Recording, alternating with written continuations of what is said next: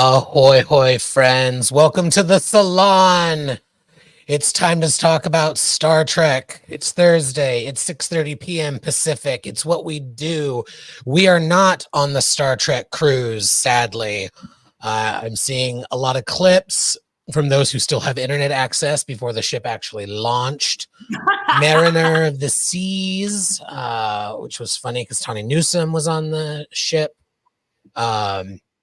Super fun clips already coming out, making me super jealous. I definitely do want to end up on one of them one of these years.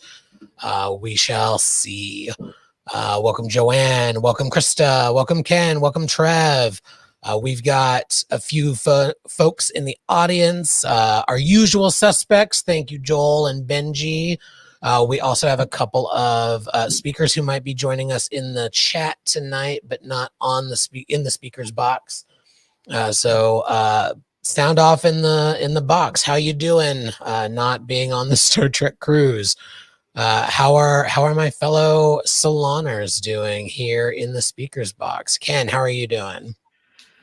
I'm doing good, and I agree with you. I've been watching some of the clips coming in from the Mariner of the Sea. It's actually going to Aruba, which is, I go to Aruba a lot, so I'm jealous of that. But yeah, 1 year we have to do that. Can you imagine a salon from the seas? We have to think about some future time. But yeah, I'm Overboard. doing great. Joanne, how you doing?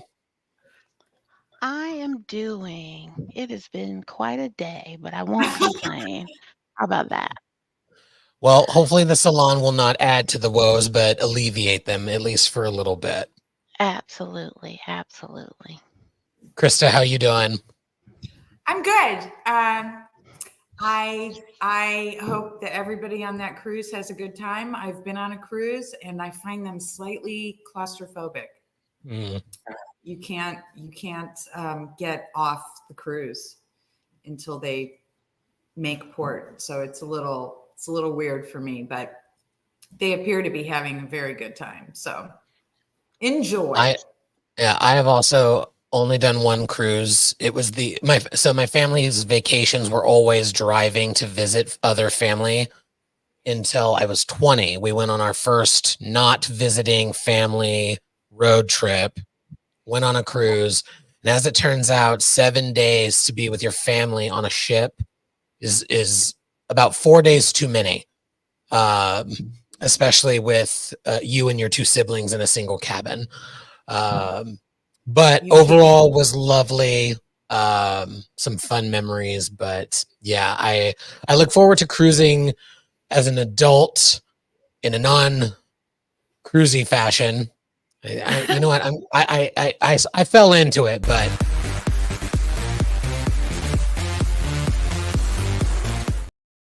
that's what he said. That's not even a record. No. Trevor, how are you doing? Actually, I believe that is a record, that it's the first time it was triggered during introductions. I'll have to go back and check. Maybe. I feel like maybe Matt has done it before, and or Will, because they are just the most lovable problematic gays. But anywho, I'm doing great. I'm slightly sad that I'm not on the cruise just because I have con FOMO. But it's just a giant moving convention. And I'm a sucker for an ocean going vessel, I guess. I don't know where I was going with that. But yeah, I'm sad I'm not there, but I'm happy I'm with you all. And the salon will not add to my woes, it'll add to my woes. Okay, that was bad. All right. It was a valiant effort. It was a valiant effort. What it's gonna be like tonight. Yeah, I have to lest Ken think I am a gunning for him only. Trevor, that was pretty terrible.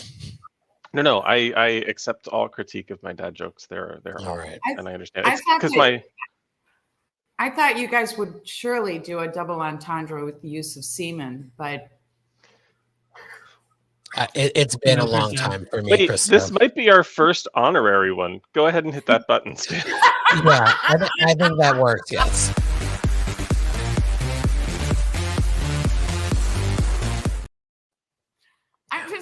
It's right there. You earned it, girl. You earned it. Thank you. All right, friends. It's the Salon. It's week 6 of Star Trek Deep Space Nine's Thumb War, which means season 6. You guessed it. What is a thumb war? I'll tell you in a minute. Before we get started, we have to, as always, set an intention.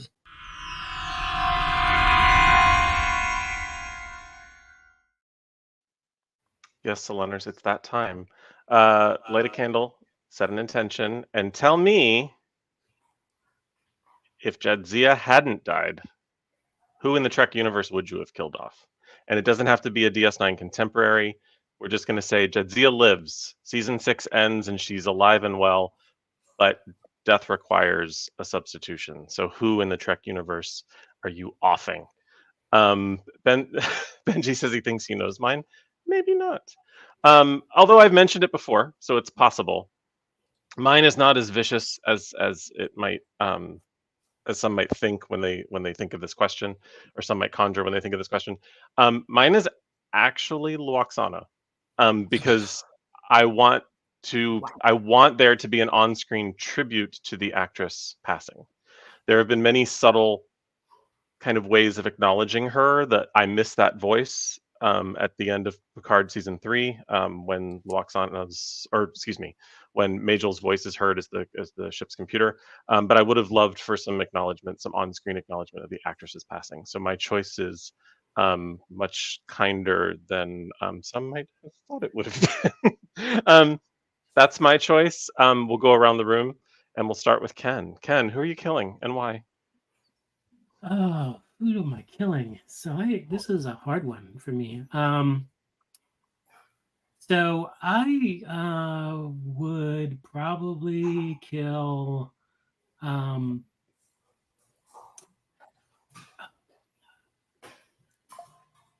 Star Trek. It's hard to kill your babies, right? I would probably kill Chekhov, because he should have died. Man, I know it's harsh, and me killing an original series character. So, well, for one thing, I think that Chekhov, if he was dead, they wouldn't have miscounted the planets in the SETI Alpha system, and we would have had a lot of more easy situations going on, and Khan would have stayed where he was. So.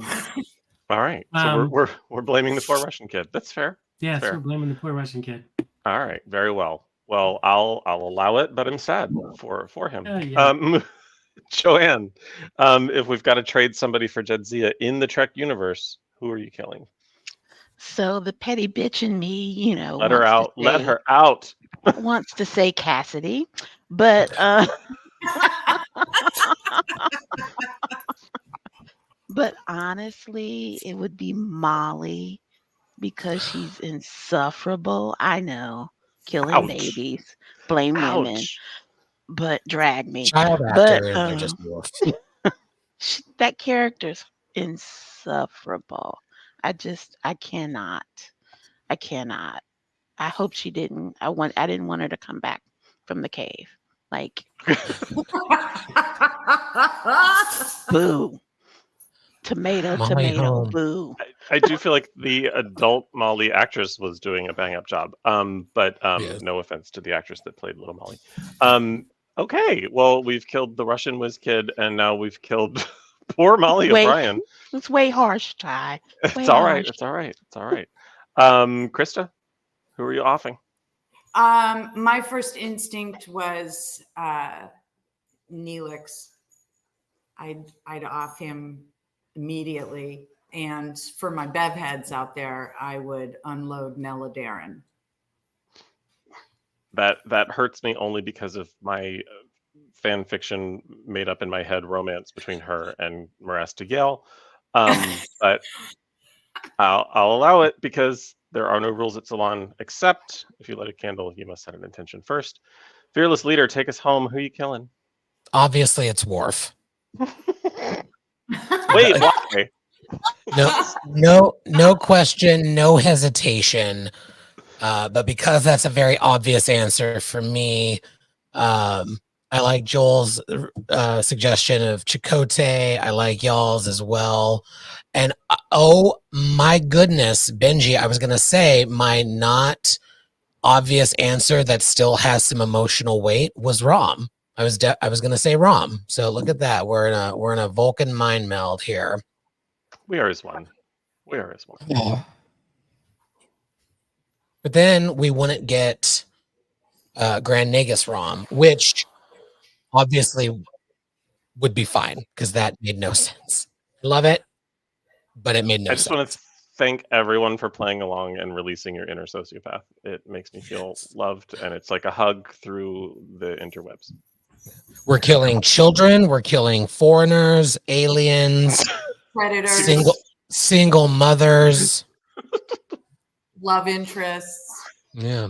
Wow. Yeah. Most likely discovering their lesbianism in adulthood, scientists who run off with the only Malcorian outside of the Malcor system. We're the Lifetime network right now. We're vicious. Vicious.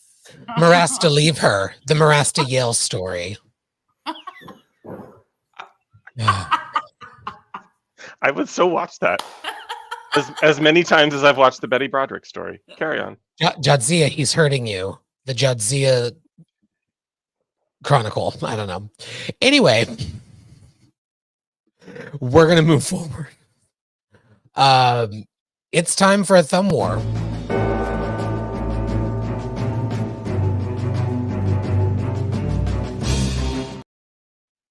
You know the drill by now. This is the 6th of Deep Space Nine that we're doing, but for any new folks who catch this or clip right here, I guess, for whatever reason, a thumb war is where my co-host Trevor will be reading a description of the episode that he did not write. It might be good, it might be bad. Every week is a grand new adventure in that front. Some of the episodes we'll discuss, some of them for various reasons. Either they just don't move the plot of the whole show forward, or maybe they focus on a character, but there's not a lot of character growth to discuss in that episode. We might just breeze through it, but we'll have plenty to discuss, and we will wrap this mother up in less than 2 hours. So now that Krista and Joanne have walked away, Trevor, take it away. There she is. I'm not offended. Not offended at all. In fact, if they're leaving to grab a beverage, I fully support their Cheers to that. keys. Indeed. Cheers. Season 6, episode 1, A Time to Stand. Not a time to stand, a time to stand. A plan to use a captured Jem'Hadar ship to sabotage a Ketracel White storage facility leaves Sisko and crew without warp drive and 17 years away from the nearest starbase. So the opener of season 6, we are one of the things that I really appreciated about this one is that it picks up sort of in real time after the hiatus. Like several months have gone by, which is kind of a cool thing to do. And we see that life on the station has turned into sort of a this is almost normal, being semi-occupied by the Dominion. And our heroes are trying to be even more heroic. So it's a fun story. What are your thoughts, y'all?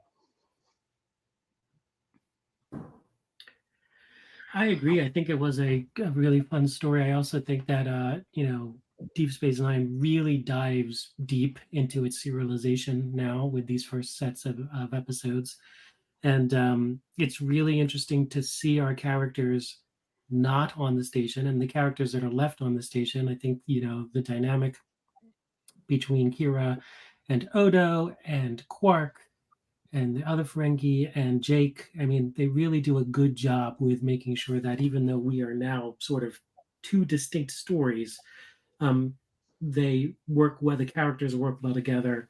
And it also ties back to, the previous season with the ship that they captured.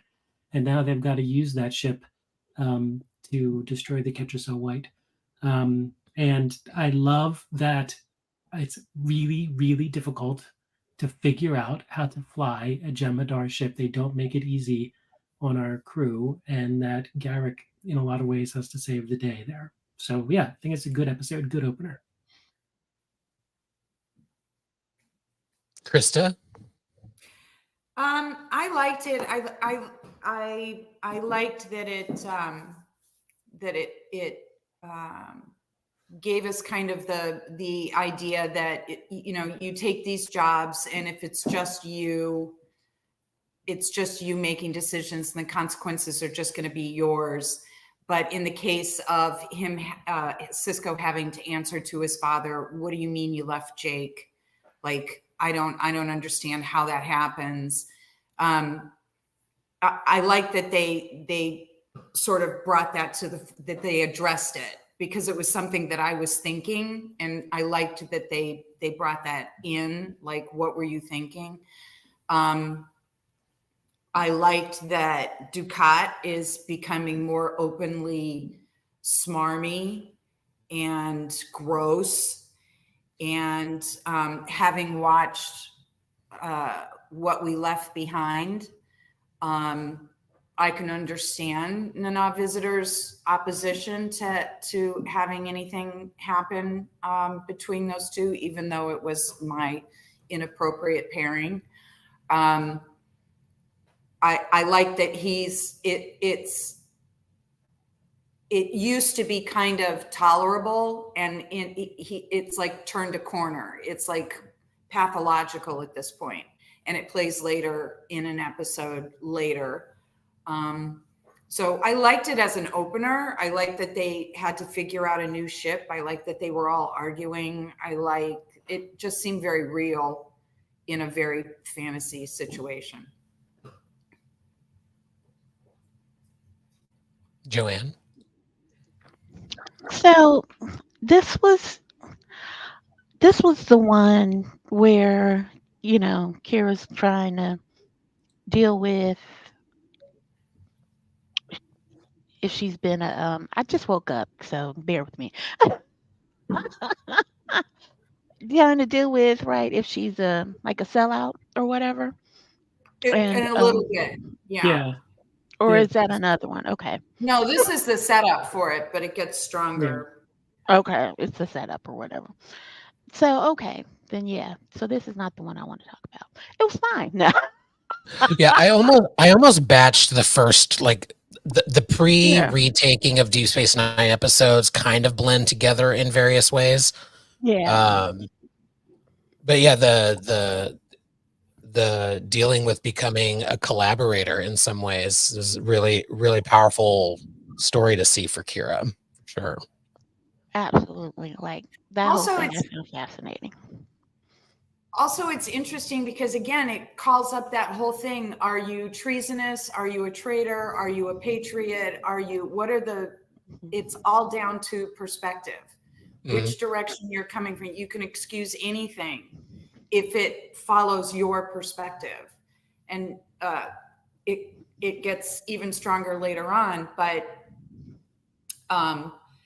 in times of war, what's off the table?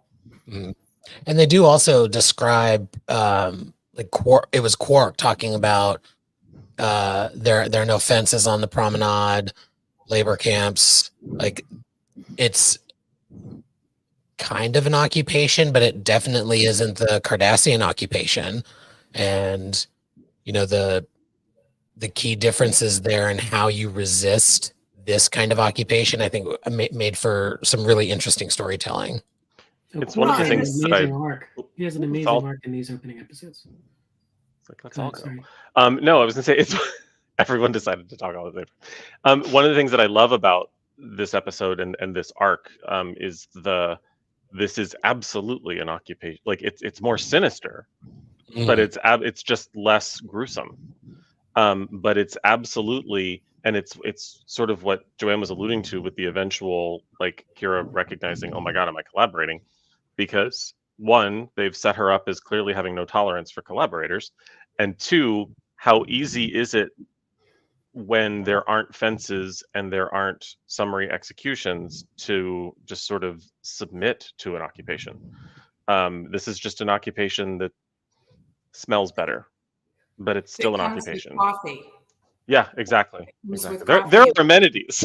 Here you go. Yeah, there are amenities, and the deep delusion of Ducat and this entire fantasy he has in his head of how he was really, you know, Captain Generous. He was really a benefactor, and he was, I mean, it's like, it's very subtle the way they bring it in through these first, I think it's like 4 episodes are all kind of tied into this, that that level of delusion. I mean, we're pretty familiar with that, but it makes it more, like you were saying, Trev, it makes it more insidious because it's no less an occupation.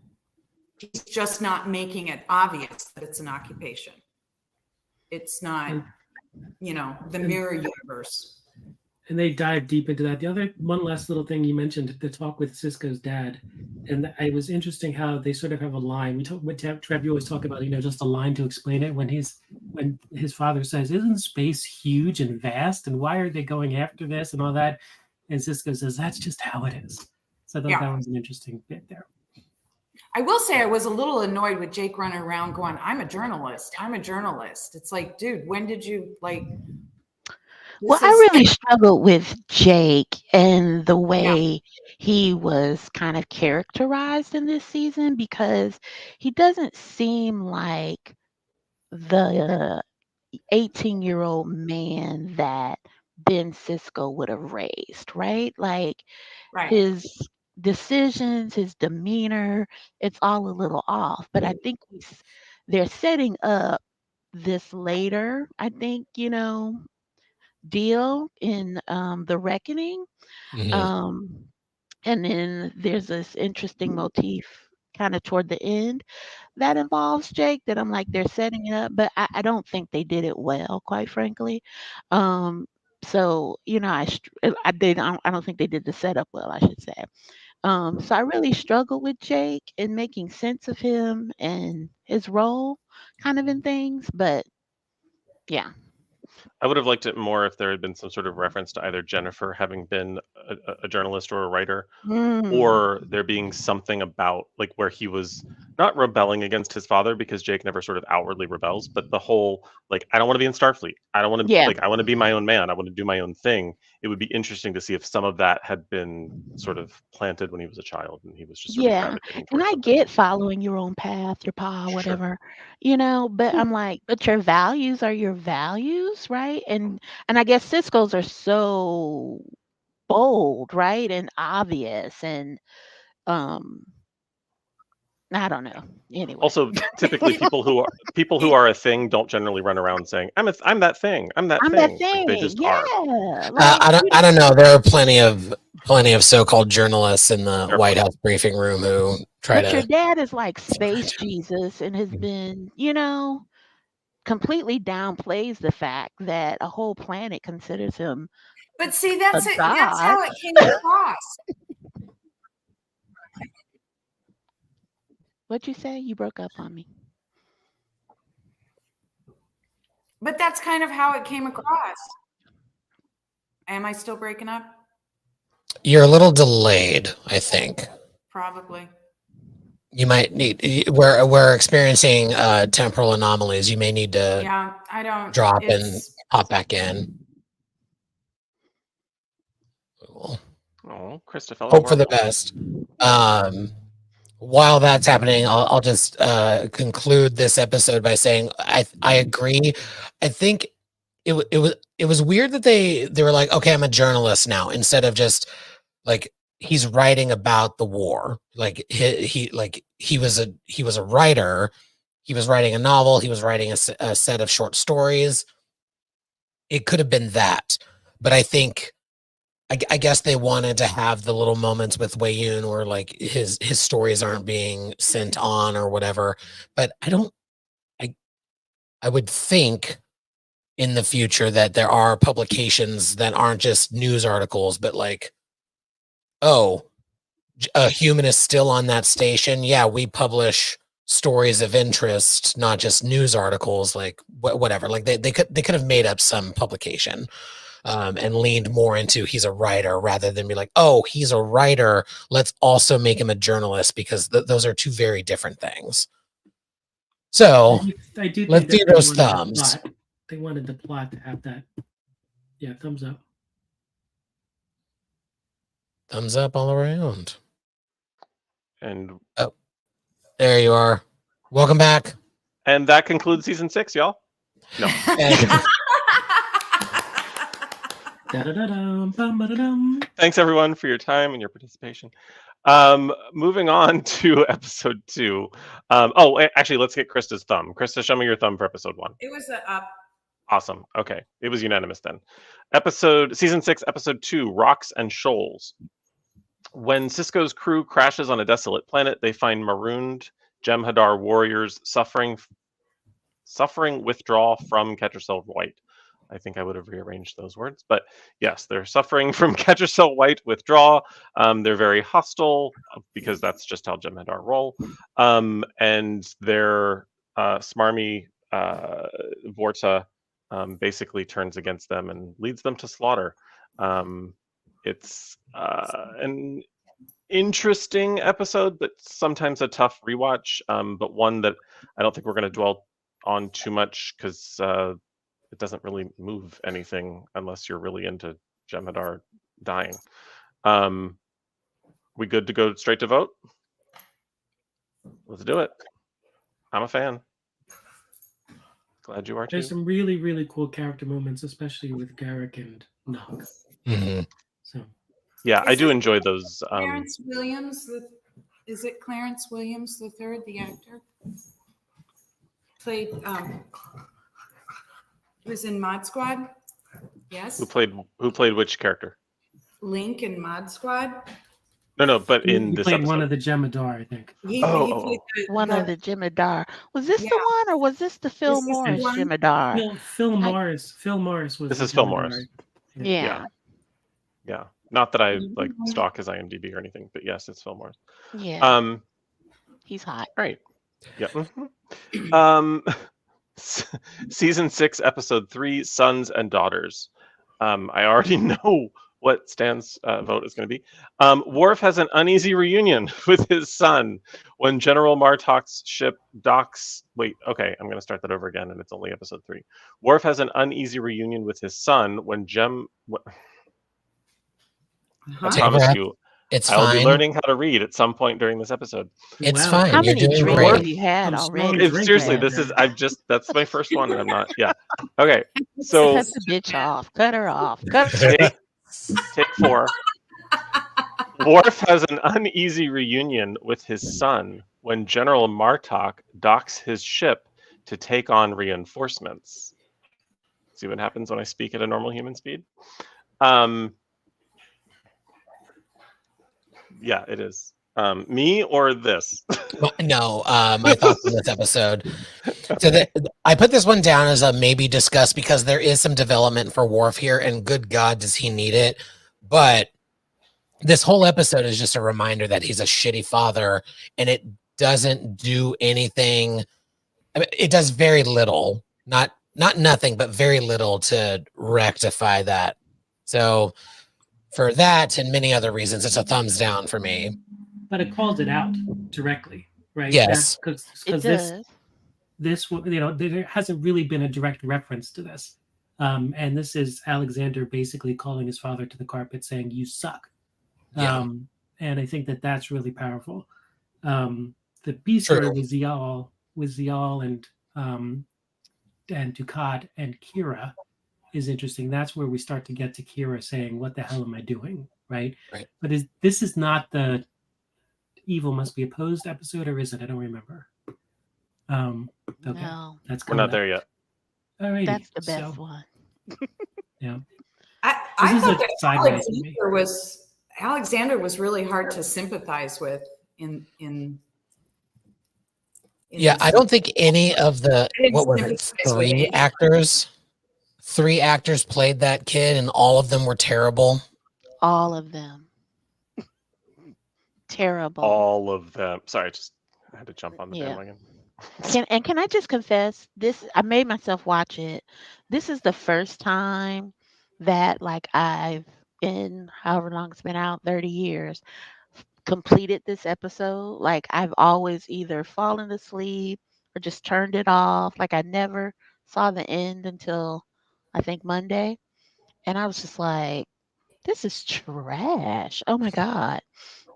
Um, and I hate Alexander. Thank you. Good night. I will also say though that the scene with Martok and Alexander I thought was very strong. I thought Mhm. Martok came off as a really very strong character in this episode. Probably But- a great dad. Yes. Yeah. With a Although whole his kid has no honor. We learned that in that's Way right. of the Warrior. You're not wrong. But his dad at that point was a changeling. Maybe. So Ooh, who's to say? but I am just a fan. Thumbs down. I'm just over the Nepo babies. I'm done with Nepo babies.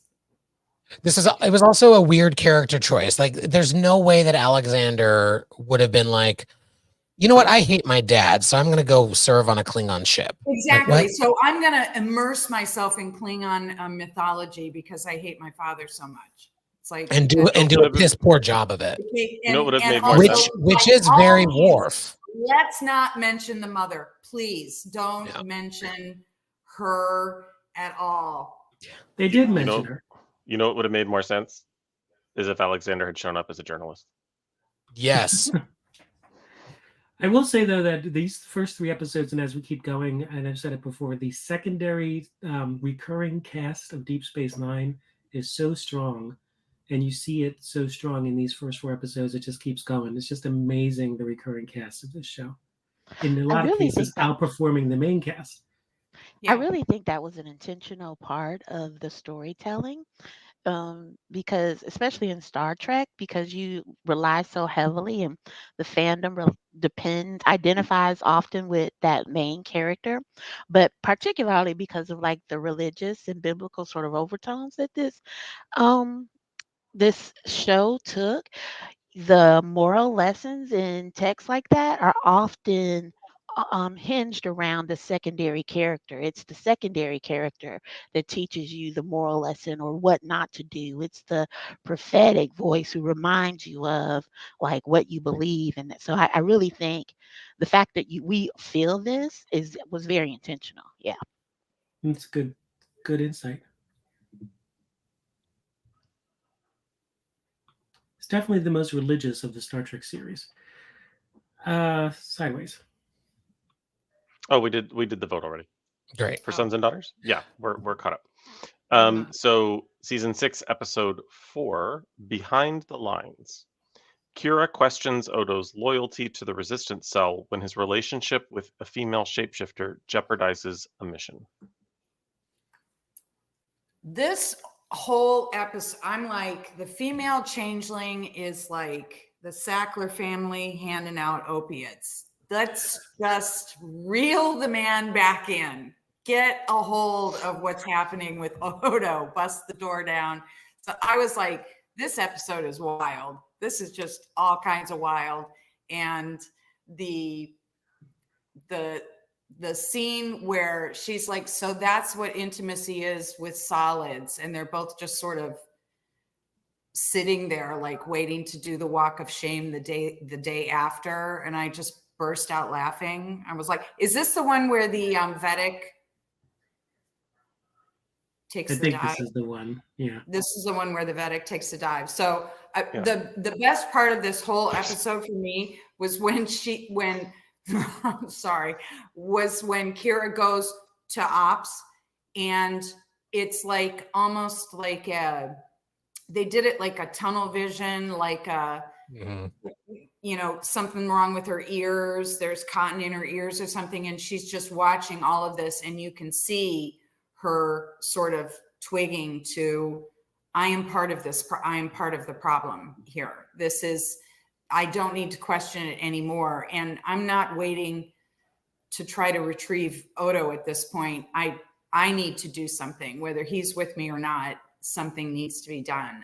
And that was that scene, the way they filmed it just was perfect in my, this was my favorite of the first episodes. I also think there's a degree of, so that's how it happens for Kira. Right. Yeah. She figures she's not it immune out. to it. Yeah. And the Vedic's not wrong. The Vedic is not wrong. She didn't need a whole demonstration. She needed to do. It's the same as who was the actor's brother who set himself on fire on the Capitol steps to protest the Vietnam War. You know who I'm talking about? Oh, what's his name? Anyway, somebody in the comments, you guys know who I'm talking about. He played Hammer, and it's a bunch of brothers. Anyway, he set himself on fire as a protest, which is essentially what this Vedic does. She just says, this has to be opposed. I need to get your attention. And this was the only way to do it. Because it in fact was the only way. It's the only thing that made Kira think. It jumbled her enough to where she popped out of collusion and went, okay, I need to rethink this whole thing. So yeah, very, very strong Kira episode. And an Odo episode. Yeah, I'll just conclude by saying again, Nana Visitor is incredible. Like the face acting alone is, you know, her character can't immediately freak out. She can't go on the war path. She has to calculate her next move, but you can see in her face, and Nana does it so perfectly, like realizing, like it was said earlier, oh, this is how it happens. Like she's probably thinking in the back of her mind, all those collaborators that I've hated, like the circumstances were different, but this is how it happens. And Nana Visitor is just incredible. Well, let's see those thumbs. In this season, you also get to see her art. Like when she's first introduced, she's a lit wire. I mean, she's firing off constantly. Mm-hmm. And through the remainder of this season and really in season 7, you really see her becoming more calculating, more sit back, pay attention, see what's happening. Look at, it's not this more strategic response. She becomes more Benjamin Sisko, more attuned, calmer. You can see her being very calm when before she wasn't very calm. And thumbs up to the actress for pulling that off. We're gonna move right through Favor the Bold because it really is just another setup episode. But episode 5, Favor the Bold, Sisko undertakes a daring mission to reclaim Deep Space Nine before the minefield is destroyed, and Kira asks Zial to convince her father to release Rom. The only additional call I want to make is kick-ass fight scene for Nana beating the shit out of Damar. Yes. But yes. Thumbs? Let's see those thumbs, and then Trevor's going to roll right into the next episode. I sure am. Episode 6, Sacrifice of Angels. Sisko leads the Defiant and the rest of the Federation fleet to battle against the Dominion. On Deep Space Nine, Kira and the Resistance race to stop the minefield around the wormhole from being brought down. I love this episode. Action. Rom gets something fun to do. Quark gets something fun to do. Zial helps. Sadness for Zial later. The ship nerds are happy because we get to see hundreds of Federation ships doing what we always thought they could do, and they just didn't have the budget to do it before. Really cool scenes, and I loved it. So it's a thumbs up for me. Yeah, me too. Great Quark moments. I'll kiss you, Quark. I'll kiss you later. I mean, it was just a really great Quark moment. And a pretty cool Lita moment. Mm-hmm. Where, again, the secondary cast is just phenomenal here. Also, the prophets get a moment to shine, literally. Yeah. I see what you did there. Thank you. Let's see the thumbs. Very good. Very good. Although when I first watched it, I thought that prophets moment was a bit of a cop-out. But yeah, I get it. Now I don't think that. It grew on me. Yeah. It's my favorite. It's a cool like, wait, what are you linear beings doing? Stop it. Yeah. Season 6, episode 7, you are cordially invited. Dax and Worf's long-awaited wedding is a go until Martok's wife declares her unfit to join the family. Also unfit, those horrible dress uniforms that only existed for this episode. Thoughts, feelings?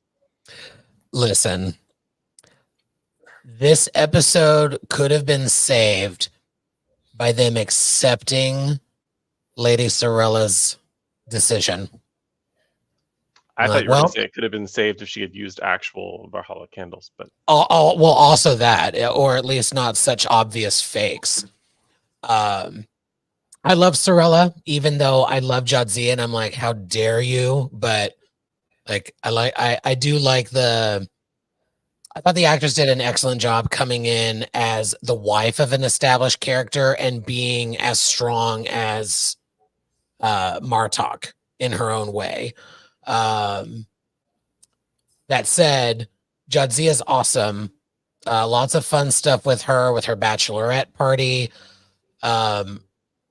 Worf just sucks, and like I don't get it. I don't like it. Jadzia deserved better, as we've been saying for weeks. This was a fun episode though, and the cute little story at the end where Sorella accepts her was a lovely moment, and Jadzia looks incredible in that dress. And a really powerful scene between Jadzia and Cisco. Yes. I thought was great. Let me go talk to her. And funny moments. Keep them away from that food, right? I thought that was I thought it was a relatively good episode. Again, my challenge with it, and I've said this before, is Worf is getting married. Where the heck is the crew of the Enterprise? And I know that they're off somewhere, but that bothered me. But that's just me. So I'm generally not a fan of weddings. But if I had any Klingon friends, I would definitely avoid their bachelor party. Yes. I like the interaction between Sorella and Martok. Like he's just very much a badass, kind of nonsense guy, and he just adores her to no end. And it's like everybody's like, and he's like, isn't she fantastic? He says magnificent, and the way that he delivers, just the way he delivers that one word, magnificent. I was like, fantastic. I love me some Martok. I'll kill Worf. Give me Martok. And then they kiss. And then they I also love the little slight call out to when Martok was like, well, my wife don't really like you either. And didn't want you in the house, but she, accepted that it was my decision or whatever. Like, yes, let's set this up. Like, y'all are not all that, right? Nobody likes Worf. No, yeah, nobody likes Worf. Like, you just Deanna. barely got in. So, There were people missing on the island when we voted. It's fair. I liked it though. Thumbs up. Speaking of voting, let's. Ooh, we have a mixed review. It lands at an up just statistically, but okay, we're gonna roll through the next one. But season 6, episode 8, Resurrection, the alternate universe double of Kira's dead lover. Gotta love the way that's written. Appears on the station seeking asylum. Directed by LeVar Burton. I love the return of Star Trek's most boring hot guy. But it was a weird one, and I don't have a lot of thoughts, and I hope you don't either, because I just want to vote on this one. What do you guys think? But you guys are big. He's very hot. You guys are big Nana visitor fans. How do you think? Just give like one sentence of her interpretation of the intendant. Do you like the always incredible? Always incredible. Like I'm as gay as they come, and I would. Yeah. Okay. I'm bored with the overly. It's like the mirror universe is. Their strength is derived from their overt, like heightened sexuality. Well, bad That guys can always be- have to be sexy. There's a weird Yes. trope of like, they're bad, they must be slutty. They Which must be sluts. makes me And sad that for all might the slutty good people, because there are slutty Well, good people in the world.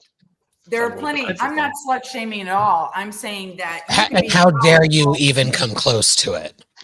You don't have. She did I'm not. irritated by the fact that every single time they present a woman in the mirror universe on this show, they are Mhm. they're fucking everything. It's like, and that's the source of their and whatever. I mean, I think that's like, stretch a little bit. It doesn't have to be that simplistic. But Nana does a great job playing against Lyle herself.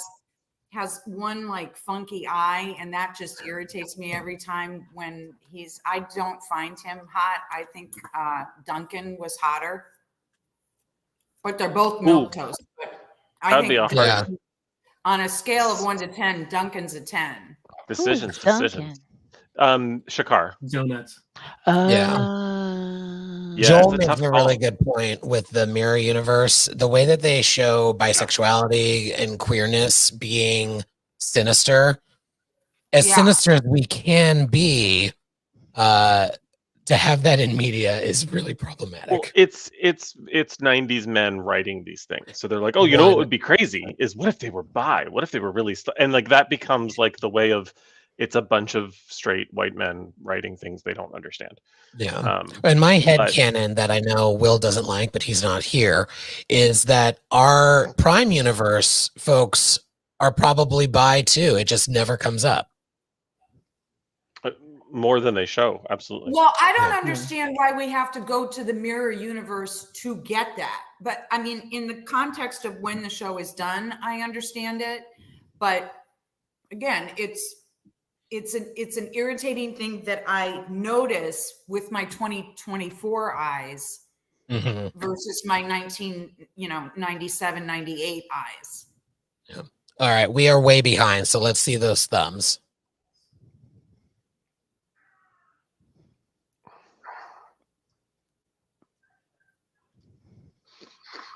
All right, I accept that I didn't win on that one. Statistical probabilities, episode 9. Oh, a group of genetically engineered antisocial savants. I did not write this. Under Bashir's care, predict the Federation will lose the war. They weren't antisocial. They weren't antisocial. Smarter than everyone. Nor were all of them savants. It's just a weird. It's a really icky description. I hate that description, and I wanted to talk about this episode as a neurodivergent person myself. I love Star Trek, but I hate the way that Star Trek does mental differences. I hate the way they do disabilities most of the time. I hate the way that they this episode had a lot of fun in it, but similar to the mirror universe being a little problematic and then oh, they're sinister and queer. This feels a little bit like that. Like, how do we tell an allegory of autistic people is what this feels like. And it kind of misses the mark. We get, an asshole, which yes. Okay, fine. We get a slut, someone who doesn't talk, and somebody who hasn't developed beyond childhood mentally. Lots of stereotypes about neurodivergency in these characters. Right, but just the way they dress them up. I mean, the slut is like tropey slut, and the one who doesn't talk is like, a mousy little. It's. Listen, I again, it is not a negative to be smart. It is not a negative to be different. It is not a negative to they're not antisocial. They communicate with each other. And the idea that this is where Bashir really belongs. He's so smart that this is the group of people that he belongs with. I just don't like the it's just ham-fisted the way they they do it. It's Yeah. ham-fisted, and I It's didn't. interesting. It's interesting that they group Bashir into neurodivergent in that way, and understanding neurodivergence in 1997. Looking at it again through 1997 eyes, although Benji has a good point about how even modern Star Trek treats it. I agree with you, Stan. It's not Star Trek Star Trek misses the mark with disabilities, and I would tend to say that neurodivergence I wouldn't not even necessarily a disability. It's just neurodivergent, right? So, I think that Star Trek does miss this mark, and I think that a lot of times they write to these characters to the point of trying to get their story, and they sacrifice true character development and true character interaction for sake of plot and story, and I think that hurts them in the long run. Also, in the interest of expressing that, they were attempting in this very 90s writer's room full of white men, they were trying to introduce diversity by discussing neurodivergent individuals, but apparently only one of them can be not Caucasian. Siddiq Al-Fadil was the one person and who wasn't, and then they introduced 4 characters who are extremely different in their neurodivergence, but are not. They're all Caucasian, and it's a really weird decision when you're talking about attempting to exemplify representation. It's one thing if you screw up the actual depiction of neurodivergence. It's even worse when you fuck up from a casting perspective. Mm-hmm. And I want to point out what Benji is saying, because based on what we saw, none of them needed to be institutionalized, and it is none of them were dangerous. Royally fucked up that they were just stuffed into a cargo bay instead of given quarters. Mm-hmm. Like what? And I'm sorry, Joanne, I interrupted you. No, I honestly think, and I thought it then, and watching it again, I honestly think, because all of the series, in my opinion, have an episode where they take their, I don't know, dig or swing at the fandom. And for me, this was that episode because it's like a very, well, actually, what if and what if, and Bashir's whole thing about, we're not so smart. We thought we were so smart, and I really feel like they made a piss poor decision, right? Using neurodivergence to kind of take the swing at it, but kind of also to your point, Trev, like I think that's why they look like they do, right? Because the women in nerd fandoms are often, that sexy cosplay bitch, there's always like I said, the technical one. So, I think it was bad choices all around, but I really do think this was their take on, you what if blame actually I know blame women. You what ifs, you will actually people need to just shut the hell up. Um so but yeah, bad decision. Bad And decision none of all around. Spoiler alert for the future. This was not the worst of the episodes containing these characters. Yeah. Oh boy. And none of these critiques are slights to the actors. They all did great with what they were doing. Wonderful performances. Yep. Thumbs? It's a thumbs up for no. I know, right? Double thumbs up. No. Yeah, with all of that, thumbs up. No. Best episode of the season. Excellent. Episode 10, The Magnificent Ferengi. When their Mugi is kidnapped by the Dominion, Rom and Quark lead a ragtag team of Ferengi on a rescue mission that promises to go hilariously wrong at every turn. Did it? I don't know. We're really far we know how behind. Joanne How feels. dare you, Joanne? I love this I hate episode. Ferengi. It's so fun. Let's go on to our thumbs. It's Weekend at Bernie's. Yes. So, Weekend at Quark's summer vacation home in Park Nor. And we know it's Impact North because it's tilted. Episode 11, Waltz. While escorting Gul Dukat to his war crimes investigation, it was more of a trial, Sisko and the mentally disturbed Cardassian are stranded on a distant planet. I didn't, again, for the 400th time, did not write these horrible Google descriptions. I mean, mentally the guy like watched his daughter get murdered, but sure, he's mentally disturbed. Anywho's, I don't have a lot of notes on this one. I don't know about you all. I put this as a no because yeah, I feel like there's a lot that happens here, but but nothing really comes of it. It just kind of exists. It's a play. This could have been, yeah. I think it's meant to further illustrate how divided Ducat is becoming from actual reality. He's retreating into his brain. It's interesting how he's the alt-right, and he's running into the embrace of the alt-right paw wraiths.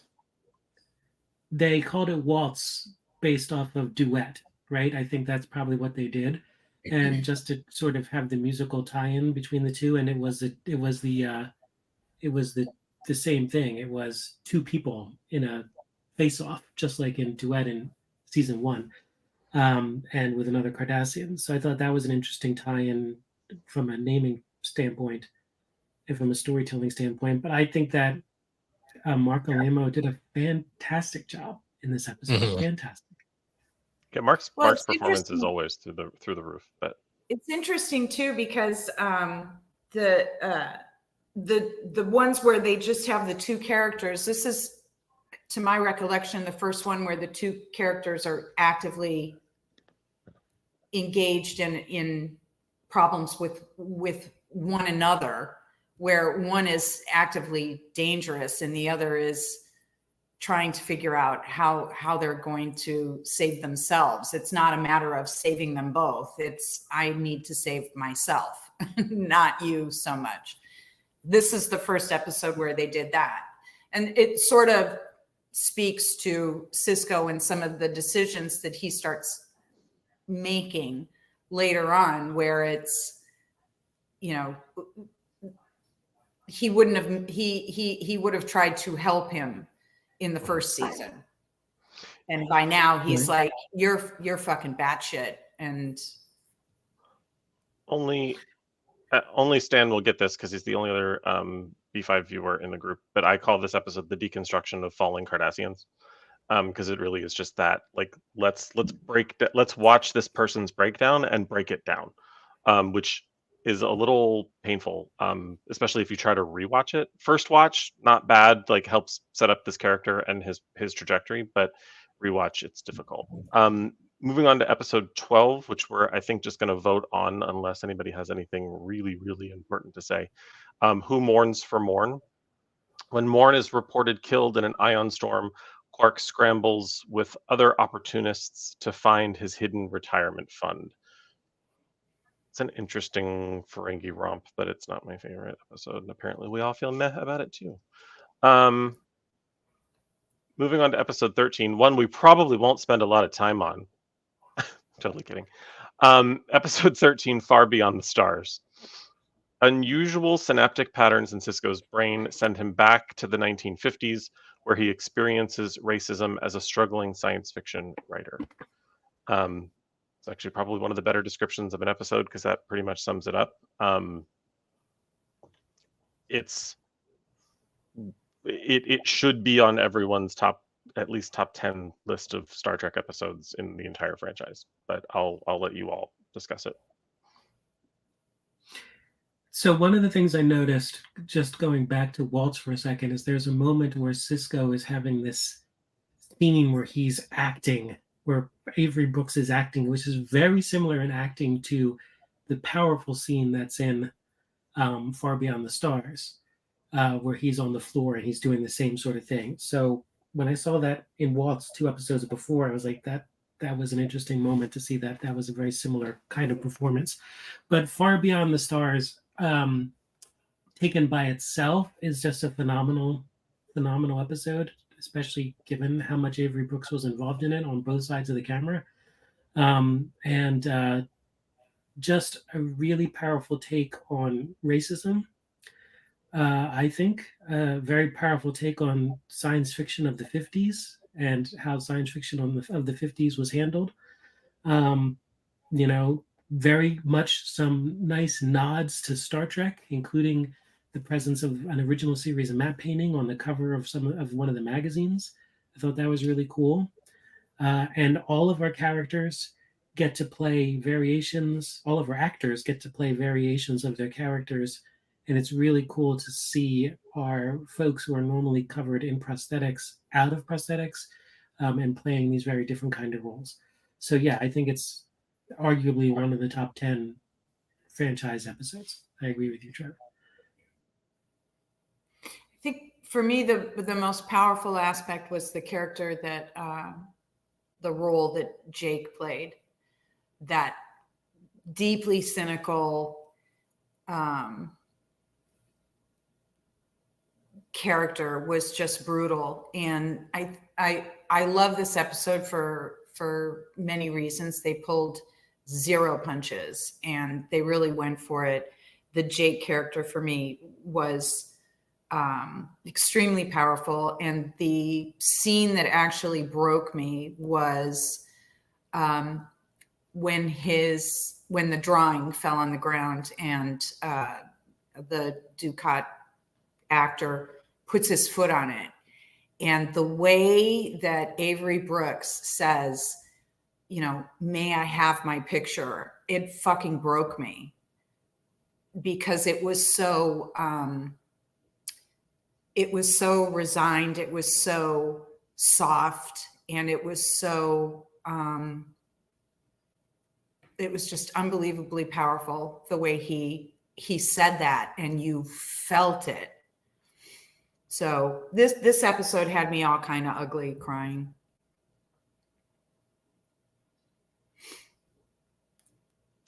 Interesting real life little story. Well, it's kind of apocryphal, but you know, Avery went to Oberlin, and a lot of the scene where you know, he's finally like, you know, you can't fire me, I quit, and you know, y'all are not gonna, you know, dictate my ideas and tell me what to do. You know, you can't kill an idea. So rumor has it that not that Avery had a very similar episode like that on campus, because technically he did not finish at Oberlin, although they awarded him the degree later. But he left because um, they wouldn't let, you know, him do some things with his major. He was very interested, was kind of prior to our African American studies major and that sort of thing. And he was trying to do something very creative and innovative and empowering. And even though we were at a very progressive school, right, they still just did not see the merit in it. And he got very angry, and there was a whole, you know, movement that kind of rose up out of it, and he eventually, you know, ended up leaving. So every time I watch this, I remember that, like, you know, this, I think is why he was also just so heavily invested in the direction, and you know, why this was just so emotional, because I mean, this was very much his passion, right? Like, you can't kill my ideas, and I'm not going to stay here and be subject to, you know, you trying to disenfranchise or disempower me. So, you know, I am always just like moved, deeply moved when I see that, because even in progressive places, you know, oppression, racism, bias, you know, still is very prevalent.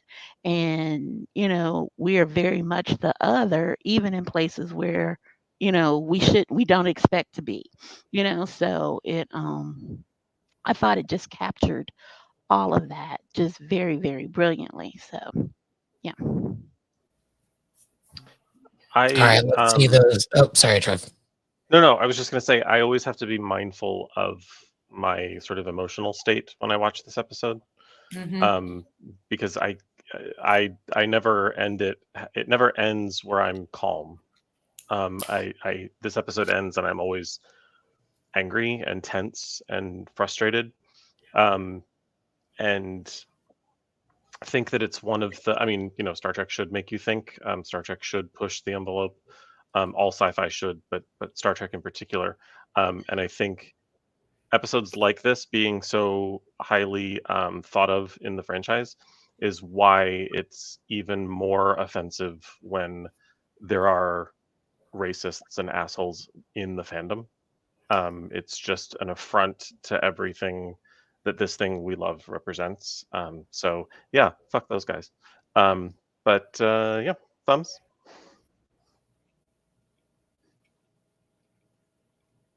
Awesome. Moving on to episode 14, One Little Ship. It's an adorable but stupid episode. When the Jem'Hadar overtake the Defiant, Sisko needs help from Dax, O'Brien, and Bashir, who are hiding on a shrunken runabout. Honey, I Shrunk the Shuttlecraft. Yeah, this one we have this one listed as we're just going to move on through, but it's kind of adorable. It's dumb, but it's DS9's adorable. Rascals. It's DS9's Rascals. Ooh, good call out. Yeah. Dumb but adorable. You're absolutely right. It is DS9. That's a great analogy. And that's why it gets us sideways. I want to see him now. And a ship taking over,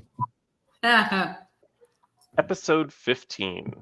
This is another one that we'll probably move through pretty quickly.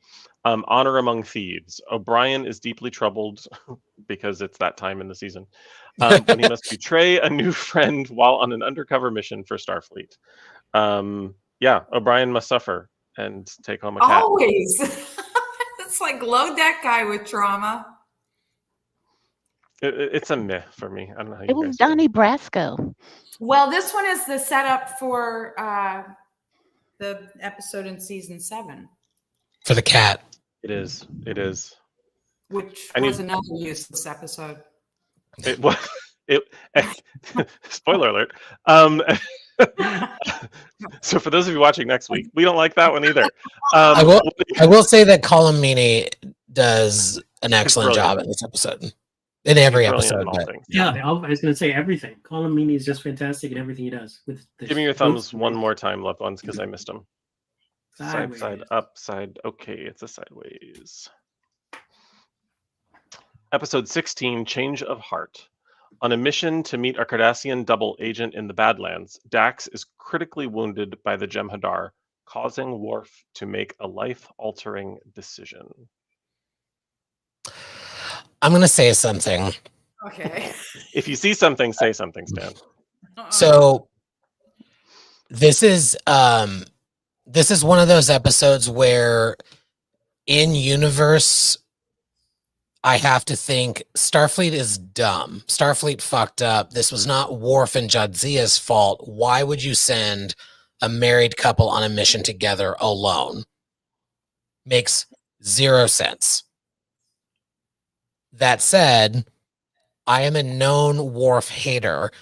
I think he made the right call for him and who he is.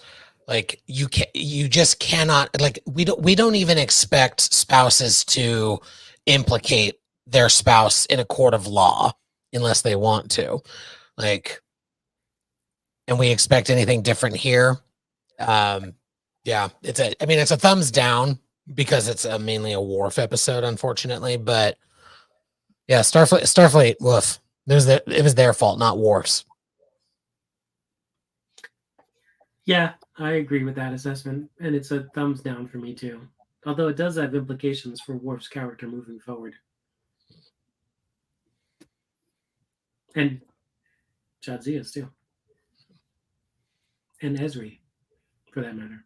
Let's see those thumbs, and we can alert Trev. Nope, Trev's back. Oh, and I'm back. Replicated a new beverage. Yeah, let's see those thumbs. Oh wait, I did something weird to my screen. I can't see your thumbs. They were all down. Don't worry. We're down. There we go. Everybody was down except me. Okay. Yeah, I appreciate what everyone had to say while I was at the replicator. But I did just want to add the biggest fuck up in this episode is actually at the end when the punishment is for Worf saying you can't command ever again, when the actual decision should have been you two can't work together anymore. One of you is being transferred. Yeah. Because the issue is what Stan was saying, putting them in this predicament in the first place. Shouldn't report to your spouse, even in a weird mission where you're rescuing a spy. Episode 17. This one's actually titled wrong in Google. It's really called Ducat's a Creep. But here it says wrongs darker than death or night, which is super weird.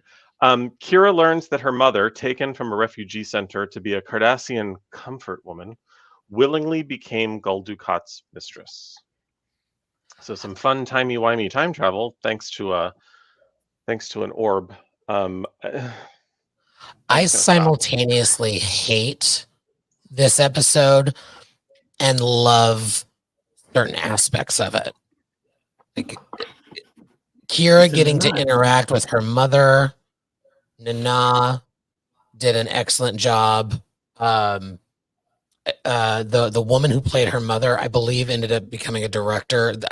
I'm having a vague memory of her directing an episode of Star Trek that we have since discussed. I will look that up in a moment, but yeah, Ducat is a creep. I hate it. I like. There's just something like the actor was kind of a creep too, and like what he was saying in the documentary really creeped me out, and like it was sort of this feels like he was pushing for it to be Kira, and they were like, we'll do this instead. And so like it's super gross. It fits that character. More trauma for Kira. And again, Nana plays it beautifully. It definitely fits the character very well, and his arc of like, hey, remember that time we almost made you like him? Haha, he's been a horrible person the entire time. That sort of, for lack of a better mind fuck that the writers are giving us with the character, I absolutely love. Mark portrays it brilliantly, even though he has said some very problematic things after the fact about his character, which caused me to just sort of steer away from panels with the actor. But his performance is brilliant. The only thing that bothers me about this episode, the story itself doesn't bother me because for all the reasons that I just gave. It bothers me because it makes the universe so tiny. Because what were the odds that Kira would survive the occupation, or survive being a resistance fighter, enter the Bajoran militia, and then end up being stationed on Deep Space Nine? Like it's just a little too weird that he even ended up knowing her. Like, how in the universe did these two people end up bumping into each other again for her to then have the orb experience of knowing her mom was with him as a comfortable? Like, it's just weird. So once I think about it too hard, I start not liking the episode, but on its face, it's chilling and well done. I thought they were going to go full Lifetime Network and make his daughter her sister. Like, right, just go the full. And I was not. I agree with you, Trev. I watched and What We Left Behind, and there's something disturbingly similar between the actor and the character he played. It's disturbing. And yeah, I think this was for people like me in the audience that were like, in discretion, we thought they were going to have a thing. And I think that was actually the plan. And so this is this is the way that they sort of handled it. But it's again, it's a woman exercising power through sexual submission. And, it doesn't, were I Kira going back in time and interacting and seeing this, I would definitely have like sexual trauma coming back. This would be like, I would just be like, what the fuck? So, yeah, again, it's another character that derives their agency through their level of attractive, their level of sexual interaction, and desirability, because there was a room full of women and he chose this woman for reasons that were apparently known to every Cardassian on the station or on Bajor. So I'm not a fan of this one. I honestly can't watch this episode. I find it offensive, and the history of it has too many parallels to the history of belly warmers and comfort women, and them having to do the things they do to not even guarantee the safety of their family, but on the margins of just kind of well, maybe this will keep my child safe. Like I literally have not watched it since the first time. Like it triggered me so badly, and like I said, it's so deeply offensive to me, just as a Black woman in America, that I can't even. I can't even. I tend to skip it when it comes up on Pluto. But then I just looked it up. It's Leslie Hope is the woman who played Kira's mother, and she directed Ghosts of Illyria in Strange New Worlds' first season. She also directed a few episodes of Lost in Space, the recent Netflix version, which was excellent. Thumbs? I don't know. I'm caught between the subject matter and the performances. That's why I'm giving it a sideways. That's the only reason I'm reading it the way that I am, is the performances. But we're gonna land this at down. Yeah, it's just one of those. Nana is so phenomenal. That's the only reason I'm giving it anything. Episode 18, Inquisition. Dr. Bashir is challenged to prove the Dominion did not turn him into a spy while he was their prisoner. That is the worst description of this episode that anyone could have come up with. Ironically, though, it has no mention of the introduction of Section 31. Yeah, it interesting omission. Oh, or was it redacted by some time travelers? Yes. Yeah, the introduction of the very controversial, though it probably shouldn't be, concept of Section 31. I'll let you guys talk, and then I'll chime in if need be. Thoughts? Anyone? No? Cool. Meh. We can vote on it. All right, look at that. Oh, I'm bummed Will's going to miss this one. This next one. Because his friend was in it. Oh, that's right. We'll have to give him special time to chat about it next Who week. did his friend play? Do we know? The record manipulator, the blue alien. Oh, really? Mm-hmm. He was in a show with him. Episode 19, In the Pale Moonlight. In an attempt to goad the Romulans into the war with the Dominion, Sisko enlists Garak to help him create false evidence of a plot to invade Romulus. I fucking love this episode. Have at it, gang, and I'll jump in. I agree. I think this is a great episode. Yes, it turned into one of the most famous memes ever. It's a face. But just the storyline of, again, Sisko. First of all, the way that they told the story using the captain's log, the personal log, to convey the story is very unique. Captain's logs obviously are not unique, although there's not very many captain's logs in Deep Space Nine. There's breaking the fourth wall is. Yeah, breaking the fourth wall is also very unique, right? And I think that it's a fantastic story. Again, Andrew Robinson is a tour de farce for him as Garak, and he calls Sisko to the carpet at the end, and Garak is absolutely right. as he is more times than he's not, actually. So yeah, I think this is a classic. This is a Deep Space Nine classic episode, and it's one of the few episodes that actually I feel gets the Romulans right. I like that it brings in that theme of, and I mean, it's a theme in so many shows and outside of Trek, so many movies, that thing where you need the person around you that can do the thing that needs to be done.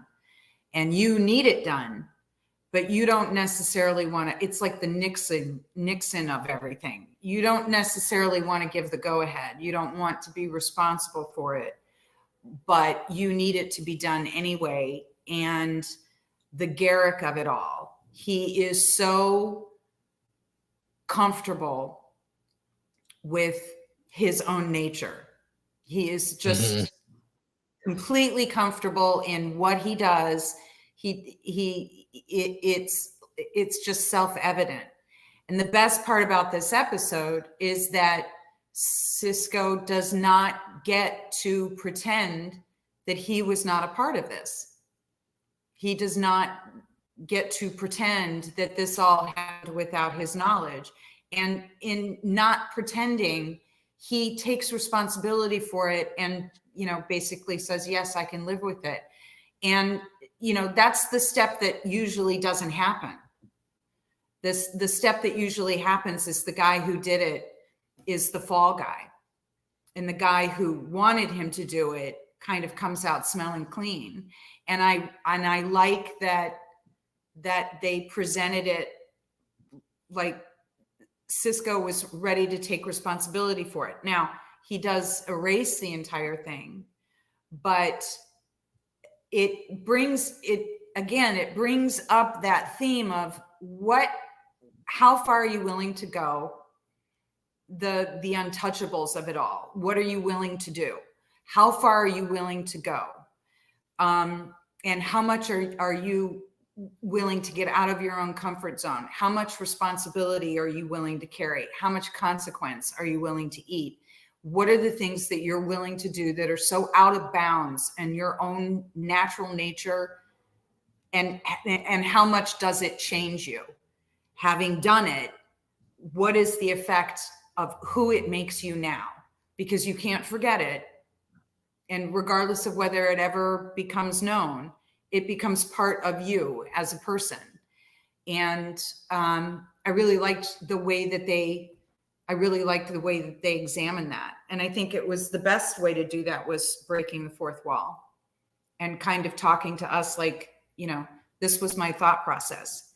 And the whole personal journal of it or log of it was very much like a personal journal.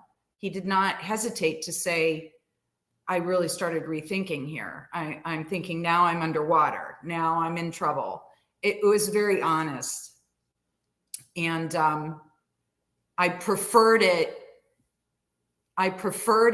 to the one where Kira's mother sleeps with a Cardassian.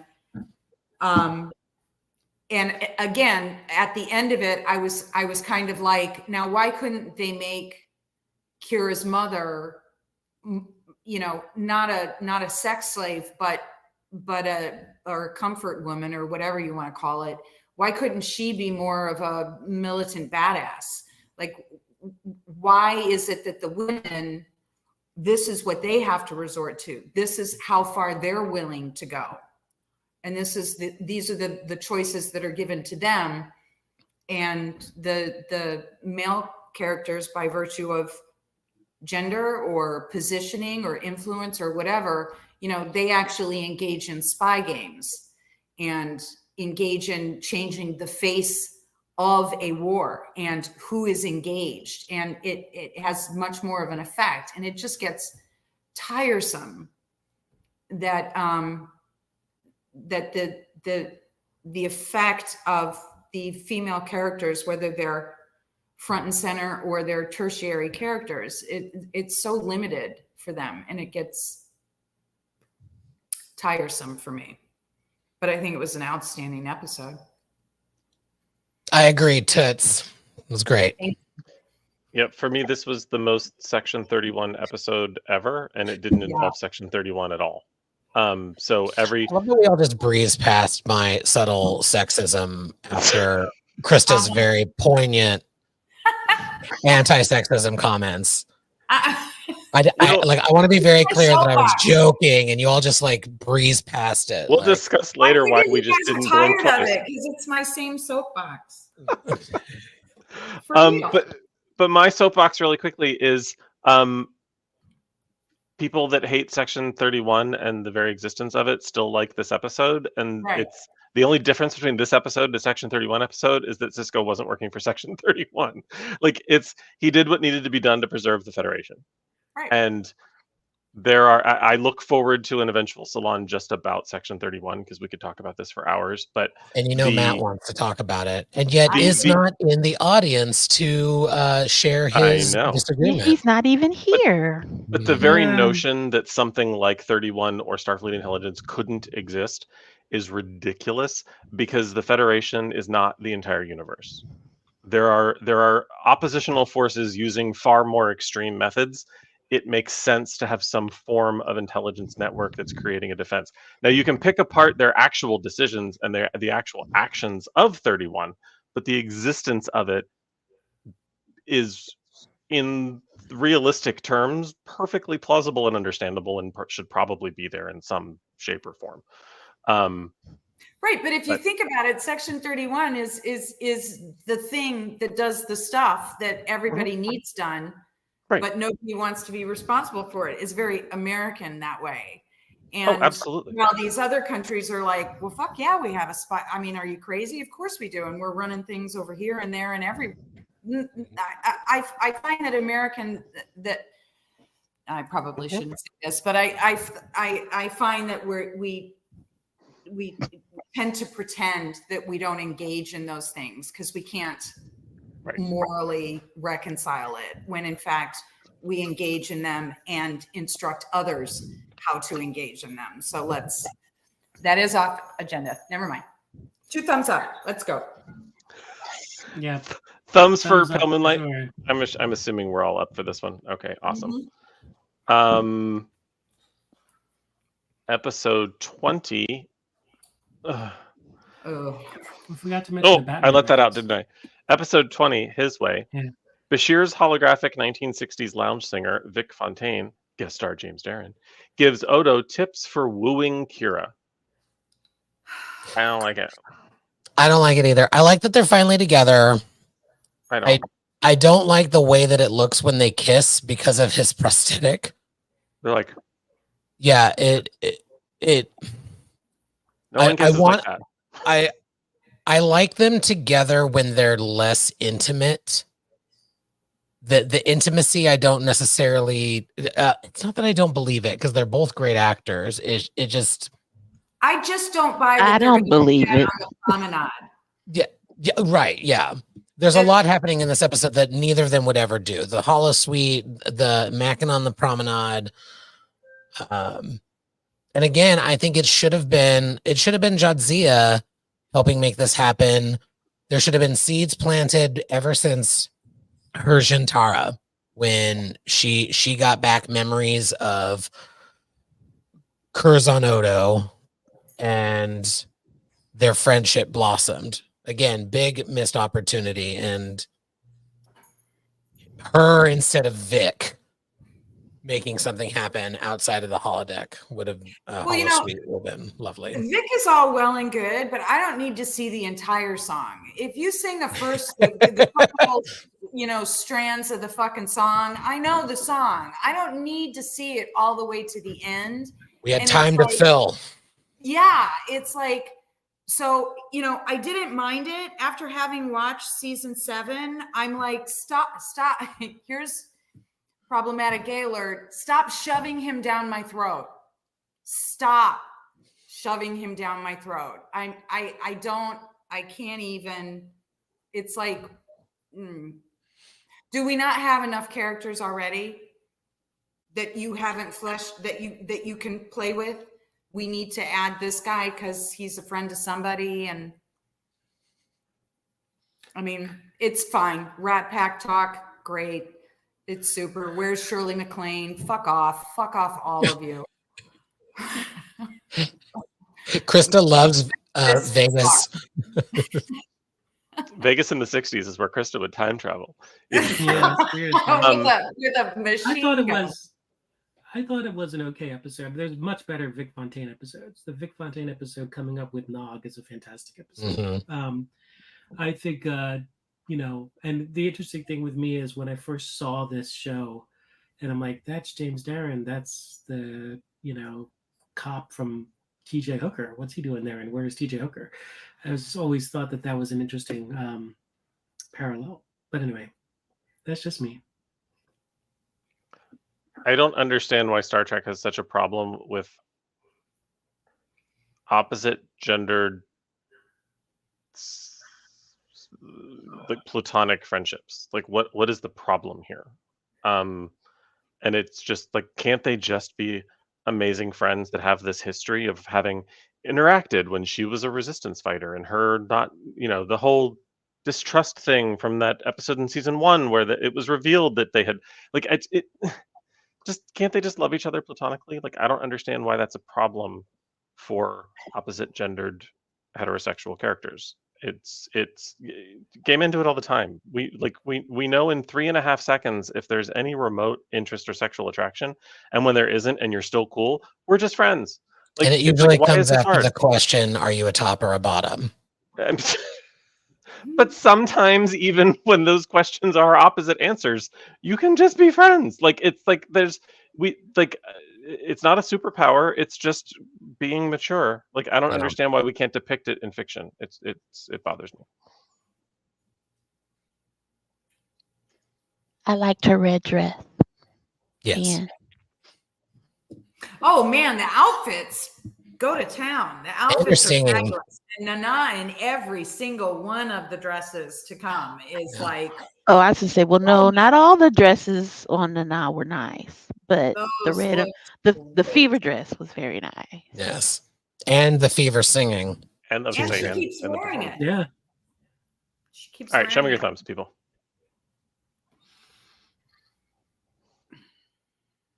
Oh, this one's a confusing one. Okay, so sideways. All right, episode 21, The Reckoning. A prophet in the form of Kira. No, that's not right. And an evil one. Okay, I'm just going to rewrite this right now in my head as we go.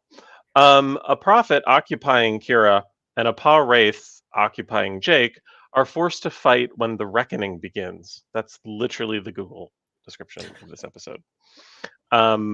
So yes, the reckoning being a prophesized battle between the Pa-wraiths and the prophets begins, but is summarily shut down by the chicken shit who knows that if the reckoning actually takes place, she might not be useful anymore. Kai Wynn. Fantastic episode for both Jake and Kira. Like, it's just a fun, like, ooh, that's who each of those respective parties picked to be their challenger, so to speak. But also another DS9 trope episode of let's evacuate the station. How many times does that happen? I don't know. I've lost count. But I enjoy it just for the Bajoran mythology of it all, which we kind of abandoned for a little bit. And it's nice to come back to it. Your thoughts? I liked it for Kai Wynn.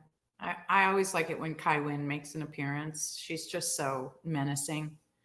But also her actions in this episode specifically lead to consequences where you could say it's karmic. And she's earned it.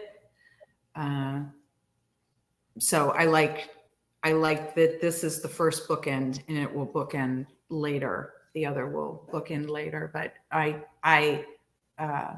like that she just keeps operating like nobody is aware of what a performative, like, just power hungry, avaricious, whatever you want to call it. She just keeps going like nobody's aware, and pretty much everyone's aware.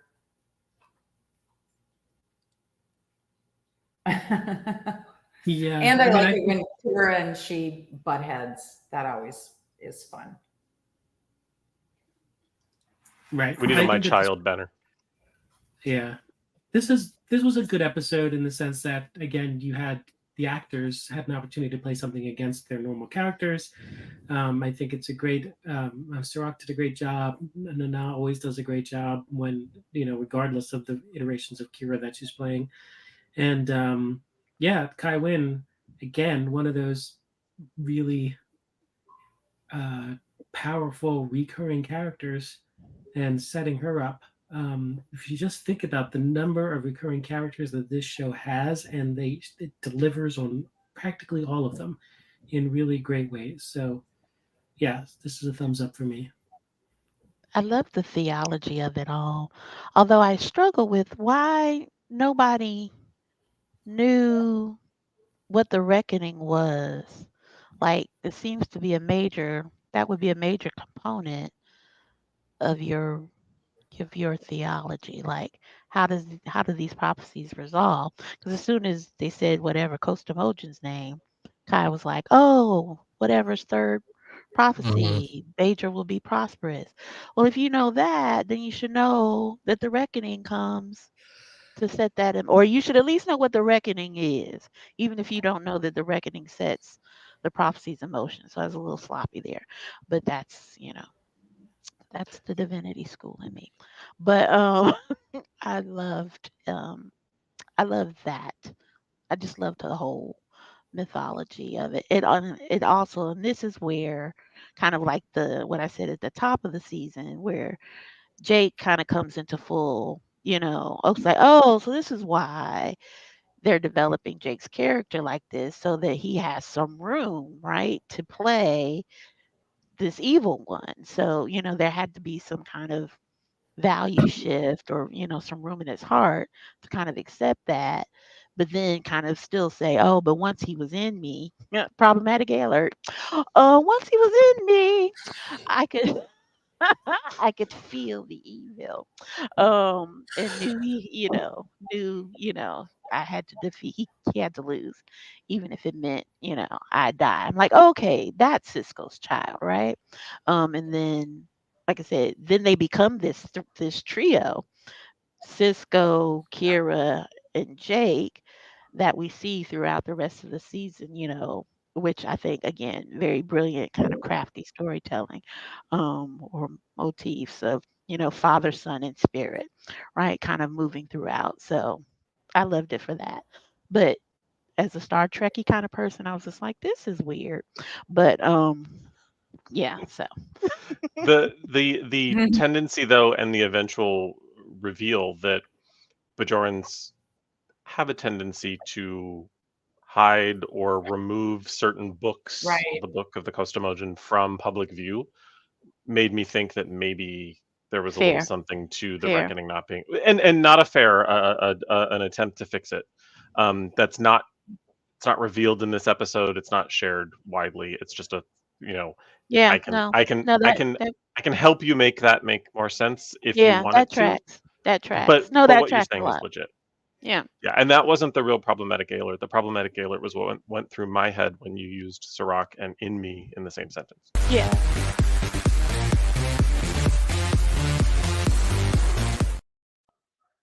Noted. Got it. Set myself up for it. I'll take it Noted. in every sense of the word. Okay, thumbs for the reckoning. Awesome. Moving on to episode 22, Valiant. I have thoughts. While en route to Ferenginar, Jake and Nog are attacked by the Jemadar and rescued by an elite group of Starfleet cadets on a secret mission. Boo, child actors. Even though they were not child. Kill the It's not kids. only Kill them. Kill them. it's not only painful it's not only painful acting. It's painful. You have an actual commissioned officer who should supersede the authority of these people who were Yes. granted random field commissions on a cadet ship. Also, you have an entire group of cadets plus a commissioned officer, none of whom seem to have a problem undergoing a secret mission with a rescued civilian on board. Priority should have been saving him. Priority should have been not undergoing this horribly dangerous mission that wasn't sanctioned. It's just the whole thing is problematic, but not in a gay alert kind of way. And again, Starfleet, what are you doing? Giving that ship, Yes. a Defiant class ship, to a bunch of cadets in the middle of a war. You've lost your damn minds. It calls back to the one, Tell the Truth, or whatever that episode was called in TNG with Wesley, and the death of the cadet. You tell the truth. That popular episode in TNG called "Tell the Truth," or whatever the damn thing is called. But it calls back to that fanaticism of, oh well, this is Red Squad, and you want to be in Red Squad, and it's kind of that military thing where you want to be a Navy SEAL, and if you can get through the SEAL training, then you can do all of this stuff. I thought it was even though it was only in the late 90s, I thought it was fun that the first officer was a girl actually named Karen, which made me laugh out loud because she behaved like she was she wanted bitch. to talk to the manager all the time. She was a bitch. She was like pre-Shelby, but you need to sit down, sweet cheeks. So there's that. There's also, again, what is Starfleet doing? You've got this ship. You just left it missing in action. Like, what are you doing? These kids are, what happened to being responsible for these kids that aren't officers, that aren't anything. They're just out there flying around doing whatever they want. And I thought it was a really good episode for Sirach and Jake, and kind of looking at all of them going, hey, hold on a second. Let me just be the voice of reason here. And Nog being so blinded by this Red Squad kind of thing, and the amphetamine taking, and the whole thing. It's that hive mind. It's that they are a cult within a ship, and they do exactly, in the absence of any other leadership, they listen to this leader guy. It was like, do you remember that movie Toy Soldiers? Was it Toy Soldiers, where it was like all the A-list, the Rob Lowe's and this captain, pseudo captain, reminded me of the Tom Cruise character in that movie that just wanted to get a gun and light everything up, and they were following the instructions of their departed dude, and that's what these kids were doing. It was sort of that's what this episode reminded me of. For a hot minute, I thought you were talking about the movie Toys with Robin Williams and Joan Cusack, which does but also take a militaristic. Joan Cusack is going to be good. Yes, that movie, I saw it as a Still, kid, and apropos, I didn't. Because you've got kids playing video games. Yes, and controlling weapons. Like as a kid, And that Red movie, Dawn. I had never known. I saw that movie as a kid, and while I did not know what being high felt like, that movie made me feel high. You know what makes me feel high? Y'all's thumbs.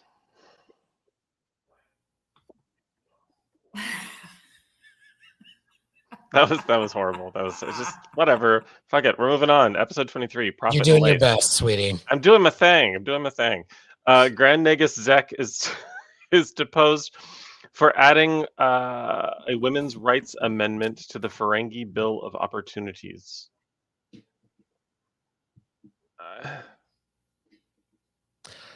Gentlemen, let's take this one, shall we? Yes, women's rights. Let me begin with... No, I'm kidding. Joanne, do you want to hop in first on this one? I didn't. Well, one, it's Ferengi, so I don't like it. But I also just didn't understand it. Like,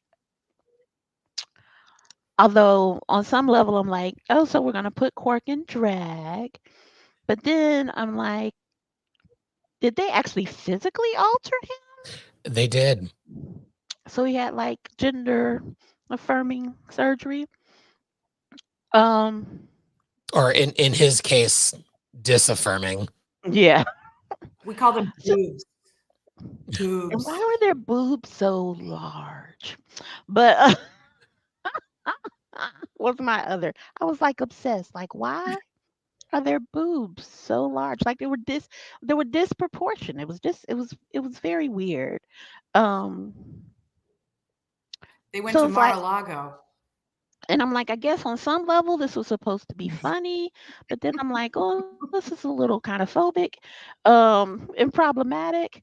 Not even a little. Like, parts of it were actually very, right? Very, very. Um, so I was like, what is this? I don't I was just confused like that entire time. Like, I guess on some level they're like noble because they want to empower women, but then you're like empowering women basically to just be like the men, um, with a few sort of, you know, throw them a couple of bones. We can wear some clothes and, but you still gotta have big boobs and form. I don't. It was very problematic. I didn't like it. It's a no You're for not me, wrong. dog. Yeah, I'm gonna move us along because we're running out of time. But I will say there's something here. This reminds me of the episode that they attempted with Quark early on, but then they turned it into a love story rather than the misogyny of it. Like there's something here. There's some fun with Rom and Lita, but then like playing his femininity for laughs, like there's just it's wonky. And what they try to do for laughs feels definitely problematic. I do like the notion that transition surgery is very easy in the future. This is technology that we have, and gender affirming care is not an issue like it seems to be in today's day and age with Republicans when they just have no real solutions for any real problems. So they have to make up problems and target trans kids and others that rile up their base. So with that, this episode executed poorly and it exists. So let's see those thumbs. Yeah. Episode 24, Time's Orphan. While on a picnic, O'Brien's daughter stumbles into a vortex of swirling energy. That's how it's described. The energy is swirling. It wasn't And is swirling. taken. It really wasn't. And is taken. It was more like, and is taken back 300 years. It doesn't mention in this description that she is then brought back, but has aged 18 years, and is an adult that somehow forgot language, even though she was old enough to have understood it when she disappeared. Warbling, thank you, Benji. Bonus points. Yes.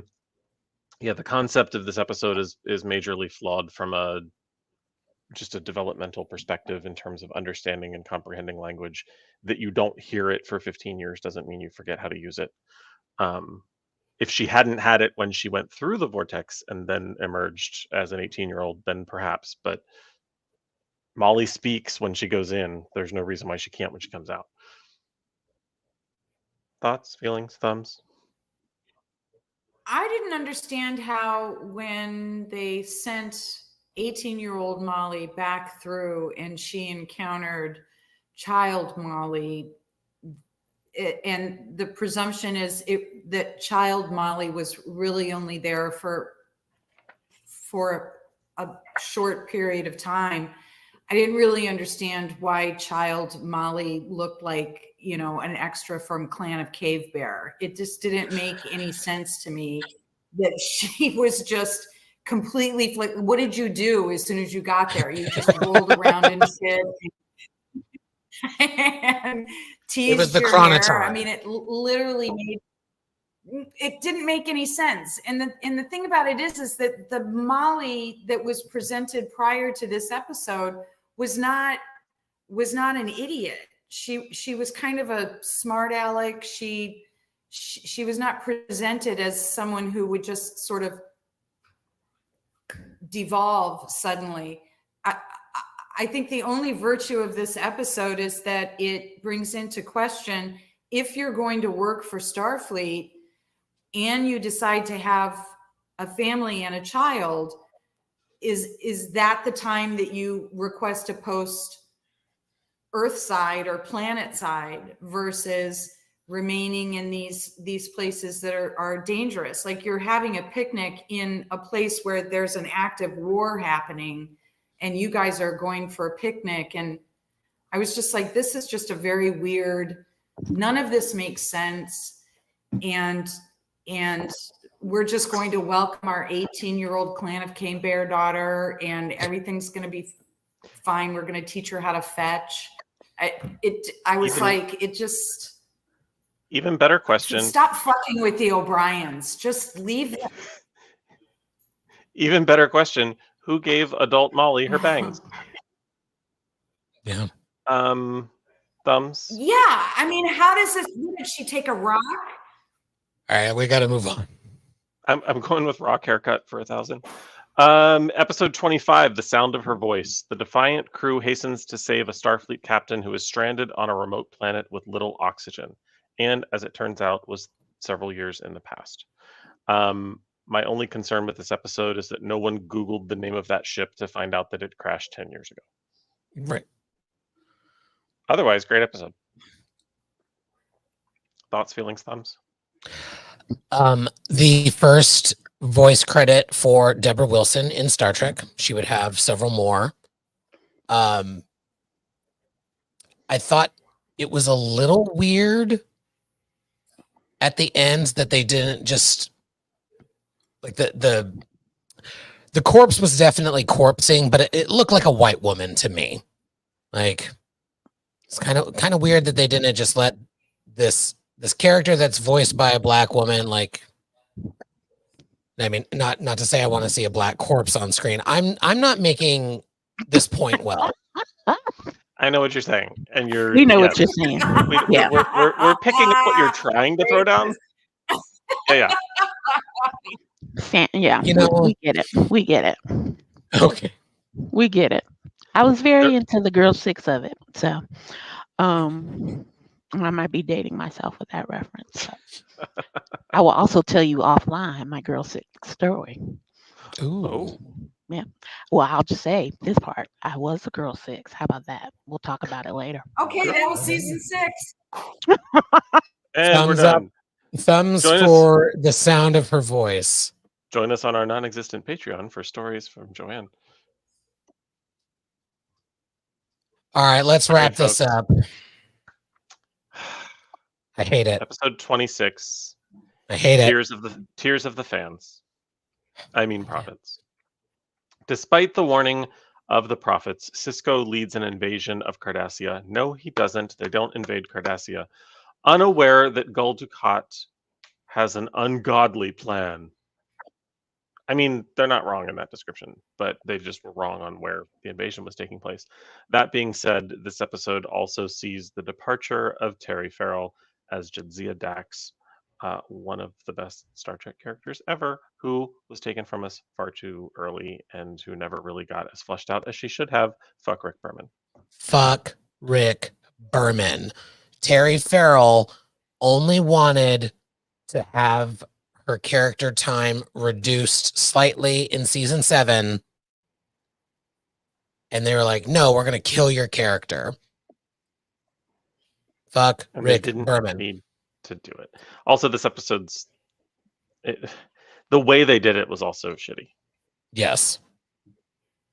Oh God! I Like think- setting up that she's gonna have a kid. They're gonna be able to have a kid, and like all of that. Like, But also that she didn't like dive in front of a quantum torpedo that was going to take out give.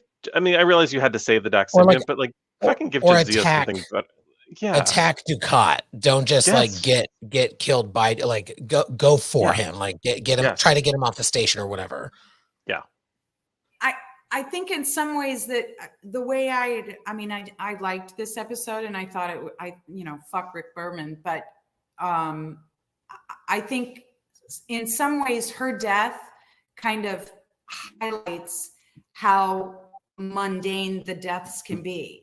So you can spend your entire existence, really affecting so many things and just being superior, and very much in the Picard way, they just accept your resignation and you're done. And like the accolades, the achievements, all of that are reduced to nothing but this mundane 2-second circumstance that ends you. And it's the banality of death. It's the banality of how it ends. And so for me, that's what I took away from it. Like, it really doesn't matter who you are. It's coming for you, and it can be completely unremarkable. I hate what happens, but it's an excellent episode. So thoughts and thumbs? Yes. Thumbs are up. That's it, y'all. folks. We did it. We did it, and we have just a few minutes left to spare. Trevor, give us that tally. 12 thumbs ups, 9 thumbs sideways, and 5 thumbs down for season 6. So this was a little bit more diverse of a response than we've gotten in the last 2 seasons. 3 problematic gay alerts, no Bev alerts, no canon alerts. 1 million bonus points to Krista for the first honorary problematic gay alert. 2,000 points, bonus points to Will for hating headcanon in absentia. 222,000 bonus points to Benji for correctly correcting me and using the word warbling. And 10 bonus points to Sohail for showing up for exactly 10 minutes. Yes. Could have gotten more, but you left early. Well, friends, lovely as ever. Season 6 was a delight. I'm looking forward to everybody's thoughts next week. Season 7 is the last season of Deep Space Nine. It wraps up a whole lot, but also adds a whole lot, a whole other Dax, amongst other things. So quick programming note, like we were obviously talking about, next week will be our last Deep Space Nine Thumb War episode with Deep Space Nine's 7th and final season. In 2 weeks, we're going to start our Star Trek Discovery rewatch.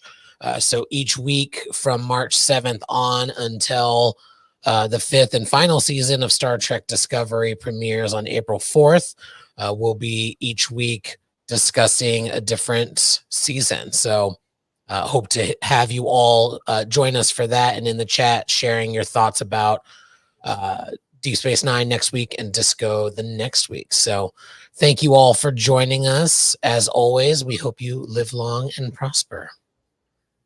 And vamp while I remember to get to this. Live long and prosper, everybody.